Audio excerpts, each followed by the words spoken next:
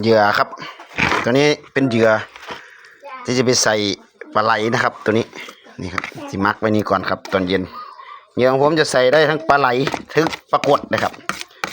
นี่ครับตอนเย็นจะไปใส่ลองดูนะครับเหยื่อหมักไว้ก่อนครับวันเดียวหมักวันเดียวแล้วเอาลงไปใส่ครับนี่ครับจะเป็นสูตรก็เป็นเนื้อที่เอามาเฮ็ดเนื้อผีบ่ยากครับเอามาเฮ็ดเนื้อปลาไหลครับเนื้อปลาไหลกับผีบ่ยากกันละแล้วตอนเย็นจะไปใส่ครับโอ้ข้าวขนาดครับไม่ต้องเอาใส่เดือนแล้วครับเอานี่แหละวัตถุดิบขึ้นห้างนะครับเนี่ยหมักไว้ก่อนพ่นใส่ขี้ดินนี่แหละนี่ครับอันนี้เป็นสูตรเมื่อวานนะครับมันมีหอยมีอย่างนี่แหละแล้วผมกระสีอันนั้นเอาไปผสมดินแล้วเอาใส่บ้างลันนะครับไปรอลุ้นกันพรุ่งนี้ถ้าเข้าก็แสดงว่าโอเคนะครับนี่นะครับผู้ใดสนใจกันอยากได้กันทักถ้าจะไปจำกับเขาก็เป็นมั่มแล้วเด้อนี่ครับ